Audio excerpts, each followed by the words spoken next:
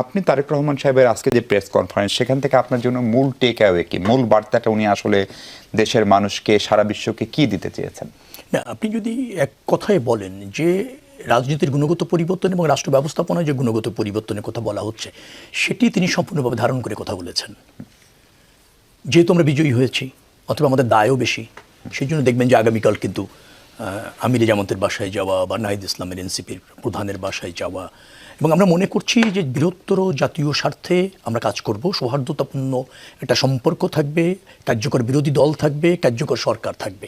এবার মনে রাখতে হবে, শুধু সরকারের দায় বিরোধী দলের উপর জবাব থাকবে না, সরকারকে নিজেকেও আইনসভার উপর দায় থাকতে হবে। কারণ সরকারি দলেরও অনেকেরও কথা বলার সুযোগ থাকছে, এবং সেও সরকারের কাছে জানতে চাইবে, নিজ দলের সরকারের কাছে।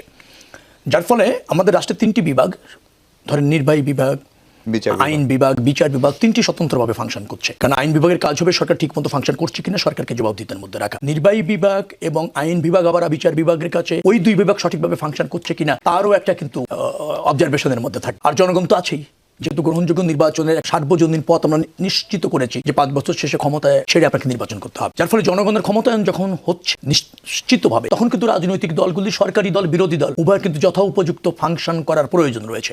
বিরোধী দল মানে শুধু বিরোধিতা করলেই হবে না, বিরোধী দলেরও দায়িত্ব রয়েছে। এবং কিভাবে আপনি বিরোধিতা করছেন, আপনার বিরোধিতা কি শুধুমাত্র রাজনৈতিক স্বার্থে নাকি বৃহত্তর জনগণের সাথে, রাষ্ট্রের স্বার্থে, সেটাও কিন্তু এখানে বিবেচনার বিষয় থাকবে। অর্থাৎ বিরোধী দলকেও কিন্তু সফল হতে হবে বিরোধী দল হিসেবে, সরকারকে তো সফল হতেই হবে। তো আমরা চাইবো যেটা, যে একটা কার্যকর পার্লামেন্ট, গণতন্ত্র, স্বাধীনতা, সার্বভৌমত্ব, জনগণের বৃহত্তর স্বার্থ, সে ব্যাপারে রাজনৈতিক দলগুলি কনসার্ন থাকবে, এবং সেটা উত্তর সমৃদ্ধ করবার জন্য দেশ এবং জনগণকে যার যার অবস্থান থেকে একটা জোরালো ভূমিকা থাকবে, দায়িত্বশীল ভূমিকা থাকবে। সেই বার্তাটা তিনি দিতে সক্ষম হয়েছেন। জনাব আলম, উনি সম্ভবত সবচেয়ে বেশি জোর দিয়েছেন শান্তি শৃঙ্খলা বজায় রাখার উপর, আইনের শাসন ফেরানোর উপর, সুশাসনের কথা বলেছেন। উনি স্পষ্ট করে বলেছেন যে দুর্বলের উপর আক্রমণ করা যাবে না। আমাদের এখানে এবার ভোটের দিন সেই অর্থে সহিংসতা হয়নি বললেই চলে, এমনকি ভোটের ফলাফলের রাতেও এরকম সহিংসতা দেখেন, কিন্তু পরে বেশ কিছু সহিংসতার কথা ব্যারিস্টার নজিব একটু আগে বলছিলেন। জামাত বলছে যে অন্তত 4 জন নিহত হয়েছেন।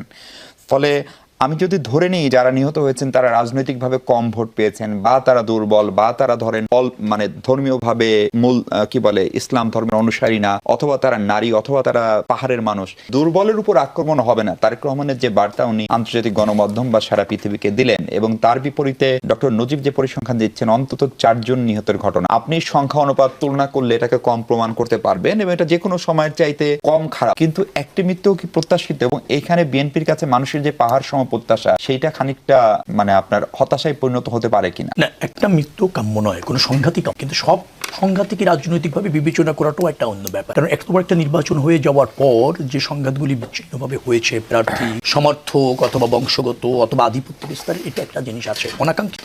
ডেফিনেটলি যারা করেছে তাদের বিচারের আওতায় আনতে হবে। বিএনপি এখনো সরকার গঠন করেনি, ডেফিনেটলি এই সরকারেরও দায়িত্ব রয়েছে সেটা তদন্ত করে এখনই ব্যবস্থা নেওয়ার, এবং তার প্রতি আমাদের পূর্ণ সমর্থন রয়েছে। নিশ্চয়ই বিএনপি সরকার গঠন করলে এটার উপযুক্ত তদন্ত করবে। এবং আরেকটা কথা বলা, নিহত অনাকাঙ্ক্ষিত কোনোভাবেই, কিন্তু নিহত হলেই কিন্তু দায় আরেকজনের হয়ে, অনেক সময় আত্মরক্ষার থেকে তো নিহত। কারণ আমি আক্রান্ত শিকার হয়েছি, আক্রমণের জন্য দায় ধরেন আপনারই ছিল, কিন্তু আপনি আক্রমণ করার পর হয়তো পাল্টা আক্রমণ আপনি নিহত হয়ে, এরকম কিন্তু হয়। সেই জায়গাগুলি মানে রাজনৈতিকভাবে না দেখে ঘটনার সত্যতা যাচাই করে তদন্ত সাপেক্ষে আইনের আওতায় আনা দরকার আছে। এত বড় দেশ, এত রাজনৈতিক উত্তেজনা, তার মধ্যে একটা নির্বাচন শেষ হয়েছে, কোনো জায়গায় কিছু ঘটনা ঘটেছে এরকম, কিন্তু যেভাবে বর্ণনা করা হচ্ছে জামাত ইসলামের পক্ষ থেকে, আমি যতটুকু জানি সেভাবে ঠিক না। আমাদের আরেকটা জিনিস করতে হবে, সেটা হচ্ছে যে ঘটনার বস্তুনিষ্ঠতা যাচাই করেই ব্যবস্থা নেওয়ার ব্যাপারে যদি আমরা সব দল মনোযোগী হই, তাহলে এই সংঘাত কিন্তু কমবে। কিন্তু আমরা যদি আবার রাজনৈতিকভাবে খালি দায় চাপানোর চেষ্টা করি যে আমরা নিহত হয়েছি দায় অন্য দলের, অথবা অমক নিহত হয়েছে দায় অন্য দলের, তখন কিন্তু বিচারের বাণী নিবৃত্তে কাঁদে। আমি সেই জায়গায় যেতে চাইছি। শেখ আলম, জামাতের পক্ষ থেকে 30টি আসনে পুনঃ ফলাফল গণনা দাবি করে সেই 30 আসনের বিজয়ী প্রার্থীকে শপথ না পড়ানোর জন্য নির্বাচন কমিশন বরাবর একটি দাবি জানানো হয়েছে। নির্বাচন কমিশন যদি এটাকে আমলে নেয়, তাহলে ইলেকশন কমিশনের যে আপনার শুনানি বা যারা এই সেমি কোয়াসি জুডিশিয়াল বডি, তাদের কাছে প্রেরণ করতে পারে। ফলে 30টা আসনের ভোট গণনায় কি আসলেও কোনো সংকট ছিল? আমি তা মনে করছি না। ভোট গ্রহণ না, শুধু ভোট গ্রহণ প্রক্রিয়া, গণনা প্রক্রিয়া, ফলাফল প্রক্রিয়া স্বচ্ছভাবে হয়েছে বিধায় আমার জানা এবং আমার দেখা। আমি নিজে যদি নির্বাচন করেছি, 36টা কেন্দ্রে আমি গিয়েছি, সেখানে গণনার সময় আমি উপস্থিত থেকে দেখেছি সব প্রার্থী তার রেজাল্ট শিটে সই করেছে এজেন্টরা, এবং সেখানে নিরপেক্ষভাবে গণনা হয়েছে। যেহেতু হাড্ডাহাড্ডি কয়েকটা লড়াই হয়েছে, উত্তেজনা থাকে, মনে করা হয় যে আমি ডিপ্রাইভ হলেও হতে পারি, বা গণনার মাধ্যমে যদি 2-3 হাজার ভোট বাড়ানো যায় কিনা, এরকম একটা শঙ্কা থাকে। কিন্তু এপিএফ দেখেছেন, জামাত ইসলামের প্রধান কিন্তু গতকালকে বলেছে তিনি ফলাফল মেনে নিয়েছেন, নির্বাচন ভালো হয়েছে এবং এটা একটা ভালো নির্বাচন। নির্বাচন, অভিনন্দনও জানা হয়েছে বিজয়ী দলকে, তারপর আবার এখানে যা ওই যে বললাম আমরা কিন্তু বেরিয়ে আসতে চাই কালচার থেকে, কিন্তু আবার ওখানে একটু থেকে যাচ্ছি।